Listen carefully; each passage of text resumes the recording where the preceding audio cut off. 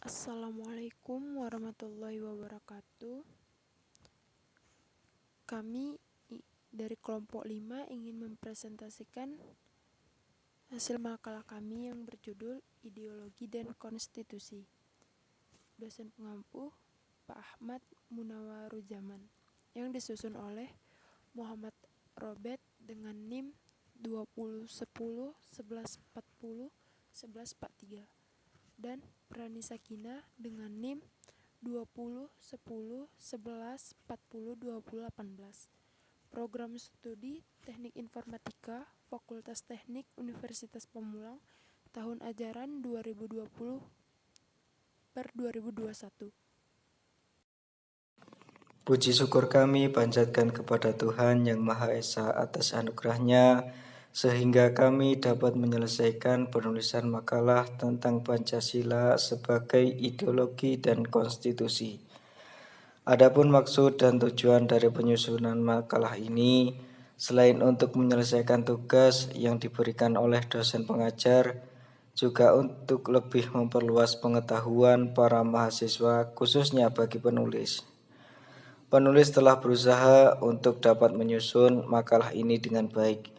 Namun penulis pun menyadari bahwa kami memiliki akan adanya keterbatasan kami sebagai manusia biasa. Oleh karena itu, jika didapati adanya kesalahan-kesalahan baik dari segi teknik penulisan maupun dari isi, maka kami memohon maaf dan kritik serta saran dari dosen pengajar, bahkan semua pembaca, sangat diharapkan oleh kami untuk dapat menyempurnakan makalah ini, terlebih juga dalam pengetahuan kita bersama. Bab 1. Pendahuluan. 1. Latar belakang.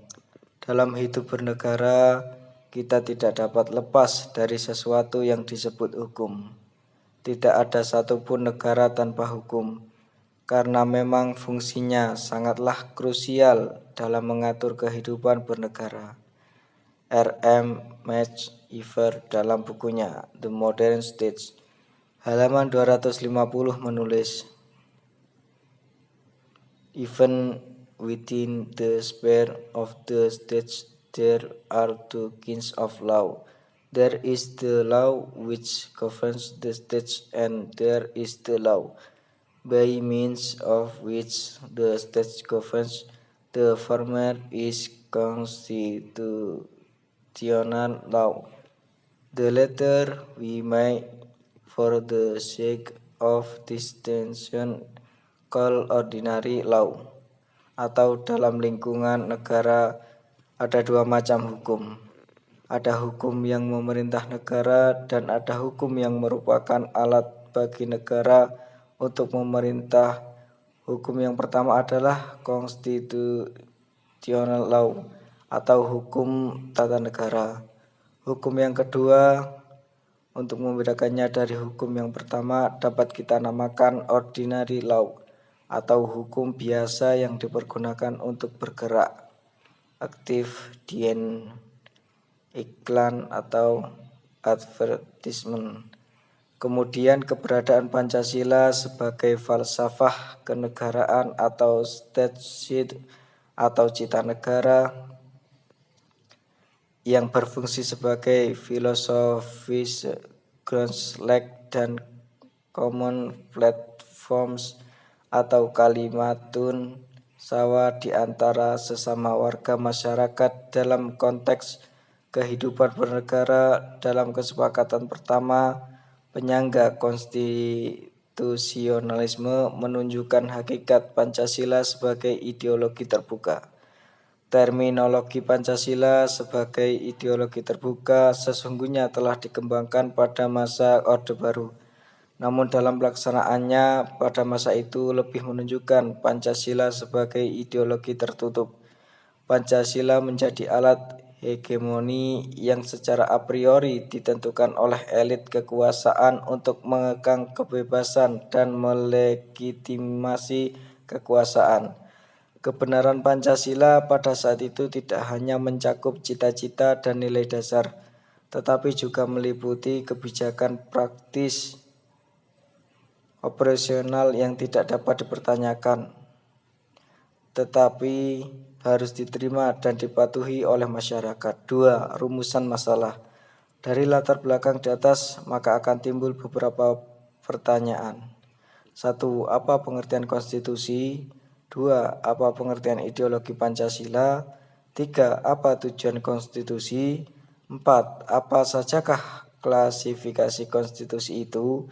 5. Bagaimana proses perubahan konstitusi atau amandemen? 6. Bagaimanakah sejarah lahirnya konstitusi di Indonesia? 3. Tujuan.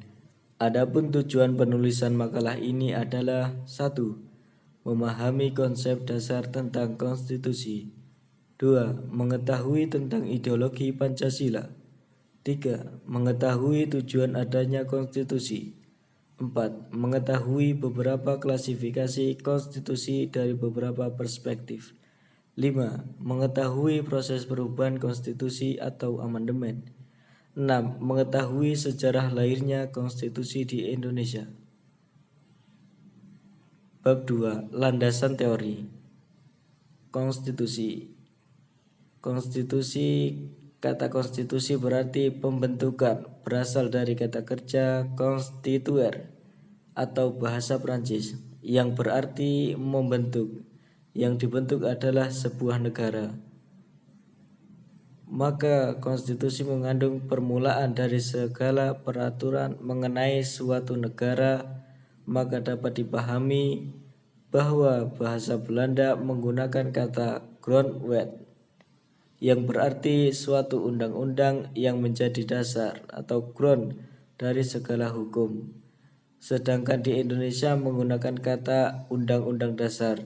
Seperti grondwet tadi menurut K.C. Weir, konstitusi adalah kumpulan hukum, institusi dan adat kebiasaan yang ditarik dari prinsip-prinsip rasio tertentu yang membentuk sistem umum dengan nama masyarakat setuju untuk diperintah. Sedangkan Abu Daud Busroh membagi pengertian konstitusi menjadi dua macam. Konstitusi dalam arti luas adalah peraturan-peraturan yang membentuk, mengatur dan memerintah negara baik yang tertulis maupun tidak. Konstitusi dalam arti sempit adalah peraturan negara yang tertuang dalam satu dokumen. Dengan demikian, suatu konstitusi merupakan suatu peraturan pokok atau fundamental mengenai soko-soko guru atau sendi-sendi pertama untuk menegakkan bangunan besar yang bernama negara. Pancasila. Pancasila yang berarti 5 sila atau 5 prinsip dasar untuk mencapai atau mewujudkan 4 tujuan bernegara.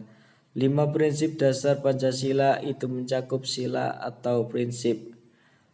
1. Ketuhanan yang Maha Esa. 2. Kemanusiaan yang adil dan beradab. 3. Persatuan Indonesia. 4. Kerakyatan yang dipimpin oleh hikmat kebijaksanaan dalam permusyawaratan perwakilan. Dan 5. Keadilan sosial bagi seluruh rakyat Indonesia. Kelima sila tersebut dipakai sebagai dasar filosofis ideologis untuk mewujudkan 4 tujuan atau cita-cita ideal bernegara, yaitu 1. Melindungi segenap bangsa Indonesia dan seluruh tumpah darah Indonesia. 2. Meningkatkan kesejahteraan umum. 3. Mencerdaskan kehidupan bangsa. Dan 4. Ikut melaksanakan ketertiban dunia berdasarkan kemerdekaan, perdamaian yang abadi, dan keadilan sosial.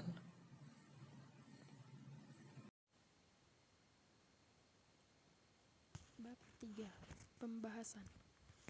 Konstitusi. Konstitusi merupakan suatu peraturan pokok atau fundamental mengenai soko-soko guru atau sendi-sendi pertama untuk menegakkan bangunan besar yang bernama negara. A. Konstitusi. Berdasarkan pengertian di atas, sudah dapat dipastikan bahwa konstitusi memuat berbagai macam hal yang sangat penting dalam terbentuknya suatu negara. Dengan melihat sekilas pada konstitusi dari berbagai negara, akan nampak jelas bahwa orang-orang berbeda pemikiran menyangkut apa yang harus menjadi isi konstitusi. orang Norwegia mengatakan bahwa memerlukan kira-kira 25 halaman, sementara bangsa India membutuhkan kira-kira 250 halaman untuk konstitusi mereka tahun 1950. Sedangkan bangsa Indonesia sendiri membutuhkan 37 pasal untuk merumuskan berbagai macam hal yang fundamental dalam berbagai NKRI. Secara global, isi UUD 1945 adalah sebagai berikut. A. Bentuk dan kedaulatan negara kesatuan Republik Indonesia. B. Sistem pemerintahan. C. Sistem pertahanan negara. D. Hak asasi manusia. E. Kewarganegaraan. B. Tujuan konstitusi. Hukum pada umumnya bertujuan untuk mengadakan tata tertib guna keselamatan masyarakat yang penuh dengan bentrokan antara berbagai kepentingan yang tersebar di tengah-tengah masyarakat.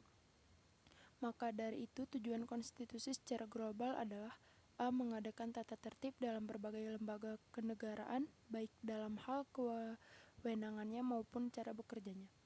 B. Mengadakan tata tertib dalam hal hak asasi manusia yang harus dijamin perlindungannya.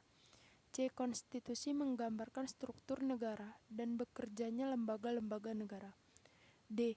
Konstitusi menjelaskan kekuasaan dan kewajiban pemerintah. E. Konstitusi membatasi kekuasaan pemerintah, karena itu juga berfungsi mencegah kekuasaan yang sewenang-wenang. F. Konstitusi menetapkan dan melindungi hak-hak dasar warga negara. C.